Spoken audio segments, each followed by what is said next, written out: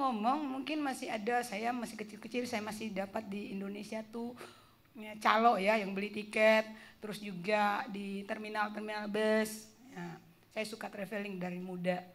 Waktu saya masih suka dokteran, saya banyak jalan ke kota-kota yang lain. Terus penjual tiket itu ngomong gini, Jakarta, Bali. Dia udah 20 tahun jual tiket tapi belum pernah ke Bali, saudara. Ya itu calo. Jangan kita jadi calo-calonya firman, nyampain firman kita gak hidupi, diketawain. Saudara baca di firman Tuhan. Ya dikatakan, ya mungkin ada yang nanya, kok Dokter Atta tuh belajar teologinya di mana ya? Saya sekolah, saya STH, saya nggak plesetin titel ya. Sekolah teologi hutan. Saya sekolah di hutan, saudara. Saya kenal Tuhan di hutan. Nah inilah calo-calo, saya nggak calo nyampein firman, saya alami. Makanya harus kasih tahu.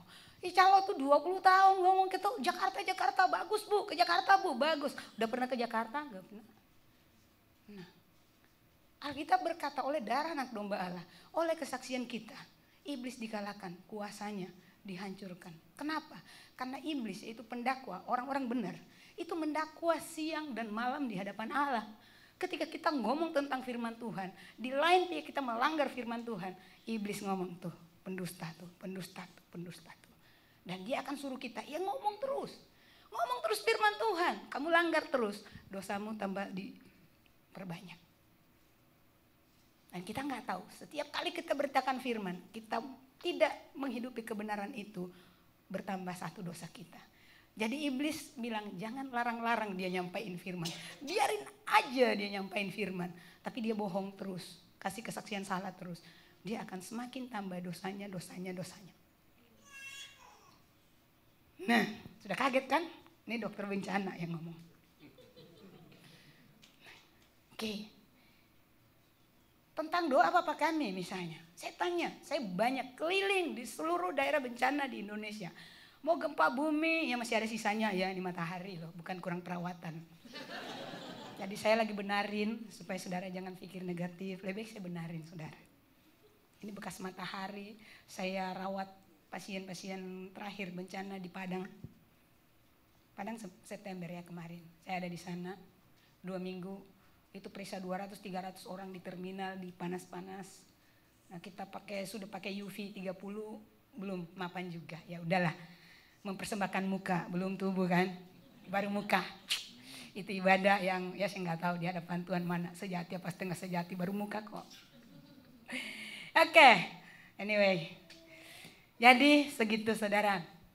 Kita bisa berkata, saya tanya ke orang-orang Kristen, berapa kali Bapak berdoa, Ibu berdoa? Oh saya rajin berdoa. Doanya apa? Doa Bapak kami. Oke. Tolong satu aja poin di mana Ibu dan Bapak bisa didakwa sama iblis. Ampunilah segala kesalahan kami. Seperti kami juga telah mengampuni orang yang bersalah kepada kami. Padahal lagi benci mertuanya, lagi benci iparnya, lagi marah-marah sama semuanya. Detik saudara berdoa seperti itu. Iblis bilang, toeng, bohong lagi satu. Iblis tuh sekretaris yang gak digaji, tekun banget, 24 jam sehari. Saudara punya pekerjaan ada, dihitung jamnya, iblis kagak.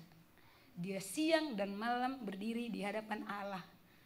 Di hadapan Allah loh dia berani, tapi di hadapan Allah dia tidak dapat sukacita. Kalau kita orang Kristen datang di hadirat Allah, kita memiliki sukacita sempurna. Tapi iblis di hadapan Allah dia nggak punya sukacita sama sekali. Kerjanya cuma dakwa-dakwa, nggak bisa. Menghakimi terus. Orang yang menghakimi nggak pernah dapat sukacita, saudara. Itulah kerjanya dia di hadapan Allah. Ketika kita tidak hidupi firman, dia bawa bil kita. Dia bawa bil kita di hadapan Allah. Siang dan malam, don't forget 24 hours per day. Makanya hati-hati. Kita harus miliki nih kebenaran. Kita harus hidup di bawah kebenaran. Makanya Mazmur 119 wow banget hari ini. Ya, coba baca Mazmur 119 ayat 2. Saya senang sekali karena saat teduh saya pagi ini Mazmur 119. Nah, itu connect sekali Bapak Gembala membukakan itu. So, 2 saksi perkara sah itu harus diteriakan keras-keras kata Tuhan, jangan ditahan-tahan ya. Oke, Mazmur 119 ayat 2. Berbahagialah orang-orang yang memegang peringatan-peringatannya Yang mencari dia dengan, nah, kembali lagi. Kalau kita mau bahagia, kalau kita mau sukacita, mau temukan sukacita dari Tuhan, cari dia dengan oke. Bagaimana itu mencari Tuhan? Dengan segenap hati. Kita kadang, amin terlalu banyak. Ketika satu janji Tuhan dibagikan kepada kita. Contohnya, Yeremia 29. Yeremia 29. Iya. Maaf Bapak Gembala, sampai jam berapa? 1:4. Selesai khotbahnya. Oke, saya masih punya 45 menit. Good. Terima kasih. Yeremia 29. Ini ayat yang sangat lazim. Bisa kita hafal sekali. Tapi kita hari ini biar kita bisa belajar bagaimana bisa mendapatkan ini. Yeremia 29 ayat yang ke-11.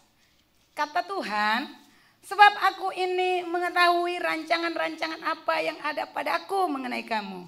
Demikianlah firman Tuhan, yaitu rancangan damai sejahtera dan bukan rancangan kecelakaan, untuk memberikan kepadamu hari depan yang penuh harapan.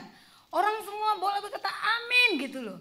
Tapi kalau saya sekarang ada di dalam posisi tidak penuh harapan, saya lagi dalam posisi kere, saya lagi dalam posisi diberhentikan dari tempat kerja. Kita bisa tanya Tuhan, mana nih rancangan damai sejahtera itu? Mana tuh rancangan yang bukan kecelakaan tuh? Nah, Tuhan bilang aku ini tahu. So kalau saudara belum tahu, tanya Tuhan. Jangan bersungut-sungut. Tuhan bilang aku ini tahu, kata Tuhan. Nah, makanya kita harus tanya kepada yang tahu, jangan nanya kepada orang yang nggak tahu. Kalau kita belum tahu, kita akan masuk di ayatnya yang ke-12. Inilah caranya mengetahui supaya kita bisa selaras sama rancangannya Tuhan. Dikatakan, dan apabila kamu berseru dan datang untuk berdoa kepadaku, maka aku akan mendengarkan kamu. Apakah dijawab? Belum tentu. Makanya jangan cuma berhenti di berseru dan berdoa doang. Itu baru step 1. Nah, kita orang Kristen banyakan di situ. Aku udah capek berseru pada Yesus, berdoa pada Tuhan, kok nggak dijawab-jawab. Itu belum bersungguh tuh. Masuk lagi di ayat berikutnya. Apabila kamu mencari aku, kamu akan menemukan aku. Apabila kamu menanyakan aku dengan segenap hati, aku akan memberi kamu menemukan aku. Demikianlah firman Tuhan. Kalau kita udah ketemu Tuhan baru, dan aku akan memulihkan keadaanmu. Luar biasa. Kalau kita ketemu Tuhan baru keadaan kita dipulihkan.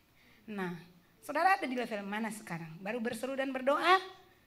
Sesudah dengar firman ini, tingkatkan. Tingkat pencarian Tuhan adalah mencari Dia. Kemudian kalau dicari belum dapat, tanyakan dengan segenap hati. Saya kasih contoh simpel. Waktu saya kecil-kecil, ini kecil ya, mulai masuk di sesi kecil. Nah, waktu saya kecil-kecil, saya paling cebol di sekolah. Guru sekolah minggu saya khotbah ngajarin tentang Sakeus, saya kepahitan sama guru sekolah minggu saya. Nah, saya dokter sekolah di healing trauma ya. Kenapa? Saya disembuhkan sama Tuhan. Jadi kita 7 orang saudara, saya anak ke-6. Umur 5 tahun, papi saya bilang, oke, kamu boleh minta izin, kita ada pesta pernikahan, kamu boleh ikut papi. Nah, kebiasaan orang, mudah-mudahan bukan general, itu kebiasaan papi saya. Ya, kalian tidak. Kebiasaan papi itu lebih peduli sama orang lain daripada anaknya. Itu dulu, papi saya udah bertobat, puji Tuhan.